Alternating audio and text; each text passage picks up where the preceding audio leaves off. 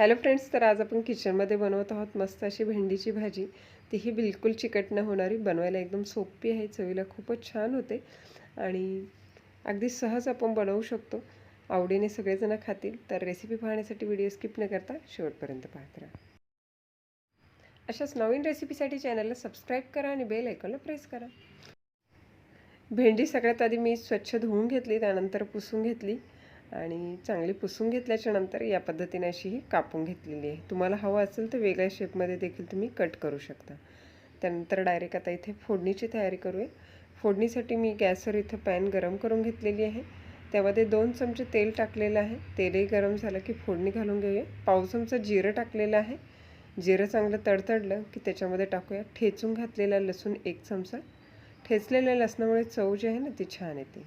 त्यानंतर 2 हिरव्या मिरच्या अशा उभ्या कट करून टाकलेल्या आहेत किंवा बारीक कापून देखील तुम्ही टाकू शकता. आता लसणाचा कलर चेंज होतपर्यंत आपल्याला लसूण परतून घ्यायचा आहे. लसूण चांगला परतला म्हणजे चव जी आहे ना भेंडीमध्ये खूप छान येते. तर इथे हलकासा असा सोनेरी कलर या लसणाला आलेला आहे. गॅस मी लो फ्लेमवर ठेवलेला आहे, जेणेकरून लसूण जो आहे ना व्यवस्थित असा परतला जाईल. तर लसूण चांगला इथं परतला गेलेला आहे. तर इथं मीडियम साईजचा एक कांदा मी टाकलेला आहे. कांदा थोडासा मोठाच कापलेला आहे. तर कांदा देखील आता आपल्याला हलकासा गोल्डन कलर येईल इथपर्यंत आपल्याला परतून घ्यायचा आहे. कंटिन्यू इथं मिक्स करत आहे, जेणेकरून कांदा कुठे जळणार नाही आणि व्यवस्थित असा हा परतला जाईल. तर साधारणतः 2 मिनिटभर कांदे मी असे परतून घेतलेले आहे. कांदा देखील मऊ झालेला आहे, हलकासा गोल्डन कलर आलेला आहे. तर सुके मसाले घालूया. पाव चमचा हळद पावडर टाकलेली आहे. त्याच्यानंतर अर्धा चमचा लाल तिखट टाकलेलं आहे. तिखटाचं प्रमाण आपल्या आवडीप्रमाणे आपण कमी जास्त करू शकतो. त्यानंतर टाकत आहे 2 चिमूट हिंग. हिंग टाकल्यामुळे चव जी आहे ना भेंडीची छान येते. तर आता हे सगळे सुके मसाले जे आहेत आपण तेलावर परतून घेऊया. या व्यतिरिक्त कुठलाही मसाला आपण टाकणार नाही. फक्त लाल तिखट, हळद आणि हिंग टाकून आपण परतून घेतलेला आहे. कलर पाहू शकता, किती छान असा कलर या कांद्याला आलेला आहे. आणि इथं तेलामध्ये असे हे मसाले सगळे व्यवस्थित परतून झाले की एक मीडियम साईजचा टोमॅटो आपण इथे टाकणार आहोत. तर टोमॅटोबरोबरच इथे टाकत आहोत चवीपुरतं मीठ, जेणेकरून टोमॅटो देखील लवकर असे शिजले जातील. तर आता हे मिक्स करून घेऊया. मिक्स केल्याच्या नंतर पॅन केलेली आहे कवर आणि साधारणतः 1.5 ते 2 मिनटासाठी लो फ्लेमवर हे टोमॅटो शिजवून घेतलेले आहेत. 2 मिनटानंतर पाहू शकताय ते चांगली वाफ आलेली आहे आणि टोमॅटो देखील चांगले असे शिजलेले आहेत. तिथे मिक्स करून पाहूया. एकदम मऊ असे टोमॅटो झालेले आहेत. तर आता याच्यामध्ये आपण जी कट करून ठेवलेली भेंडी होती ती ॲड करूया. टोमॅटो आधी व्यवस्थित शिजले तर टोमॅटोची आणि मसाल्यांची छान अशी चव भेंडीला लागते. त्यासाठी टोमॅटो जे आहेत आधी पूर्णपणे व्यवस्थित शिजवून घेणं महत्त्वाचं आहे. तर भेंडी देखील याच्यामध्ये आपण ॲड केलेली आहे. तर मिक्स करून घेऊया.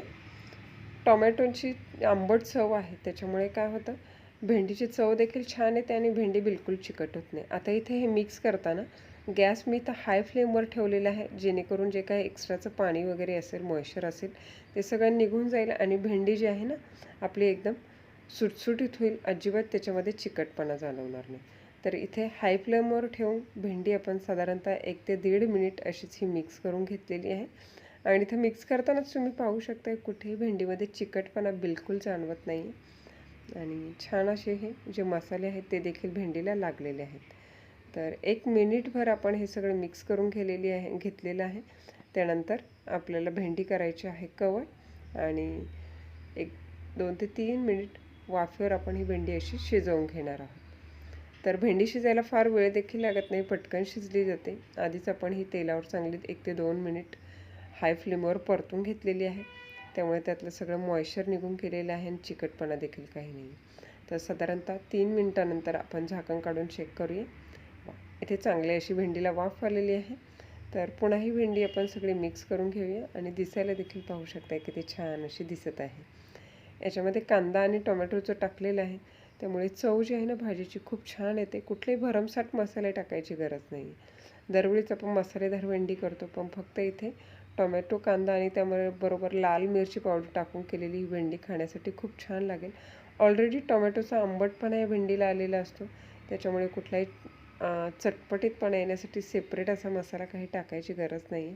इथेही भेंडी पाहू शकता एकदम सुटसुटीत अशी झालेली आहे, कुठेही चिकटपणा नाही आणि भेंडी देखील छान अशी शिजलेली आहे. तर या पद्धतीची भेंडी नक्की घरी करून पहा. जर तुम्हाला आवडत असेल तर याच्यावर 1 चमचा तुम्ही भाजलेल्या शेंगदाण्याचा कूट देखील टाकू शकता. नाही टाकला तरी हरकत नाही. गरम गरम चपातीबरोबर, भाकरीबरोबर किंवा वरण भाताबरोबर साईड डिश म्हणून अशी भेंडी खायला खूप छान लागते. अगदी अशीच खायचं म्हटलं तरी चवीला खूप छान लागते. टिफिनवर देखील नेऊ शकता. एकदम सुटसुटीत आहे, मुलं देखील आवडीने खातील. तर घरी करून पहा आणि रेसिपी जर आवडली असेल तर रेसिपीला लाईक करा, कमेंट करा, शेअर करा. चॅनलवर नवीन असाल तर चॅनलला देखील सबस्क्राईब करा. त्या बाजूला असलेलं बेल आयकॉनचं बटन प्रेस करा, जेणेकरून येणाऱ्या सगळ्या नवीन रेसिपीचं नोटिफिकेशन सगळ्यात आधी तुम्हाला मिळेल. तर पुन्हा भेटूया अशाच एका नवीन रेसिपीसह. तोपर्यंत टेक केअर, बाय बाय.